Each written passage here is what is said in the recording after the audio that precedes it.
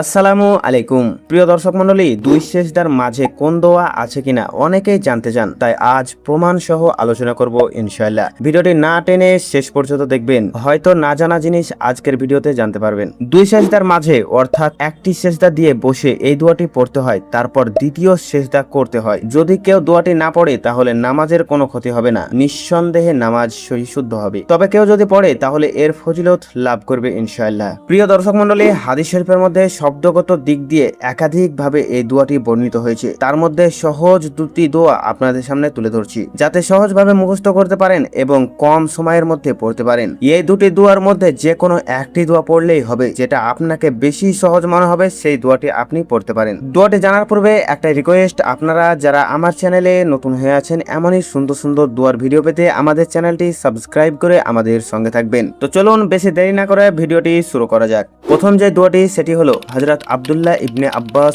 রাদিয়াল্লাহু তাআলা আনহু থেকে বর্ণিত। তিনি বলেন, নবী সাল্লাল্লাহু আলাইহি ওয়াসাল্লাম দু সেজদার মাঝে এই দোয়া পড়তেন, আল্লাহুম্মা গফিরলি ওয়ারহামনি ওয়াআফিনি ওয়াহদিনি ওয়ারযুকনি। অর্থ, হে আল্লাহ, আমাকে ক্ষমা করো, আমাকে রহম করো, আমাকে মাফ করে দাও, আমাকে হেদায়েত দাও, আমাকে রিজিক দাও। প্রিয় দর্শক মণ্ডলী, এই ছিল প্রথম দোয়া। দ্বিতীয় দোয়া যে দোয়াটি সেটি হলো হযরত হুযায়ফা রাদিয়াল্লাহু তাআলা আনহু থেকে বর্ণিত।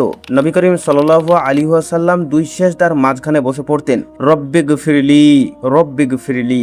অর্থ, প্রভু আমায় ক্ষমা করো, প্রভু আমায় ক্ষমা করো।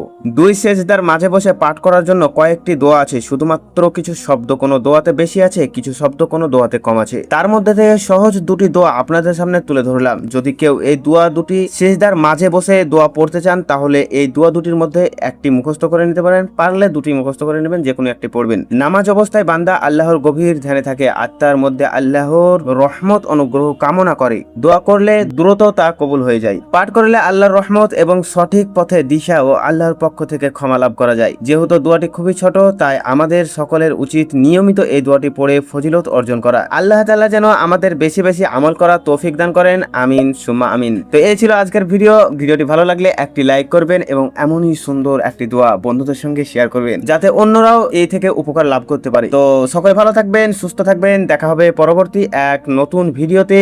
আল্লাহ হাফিজ।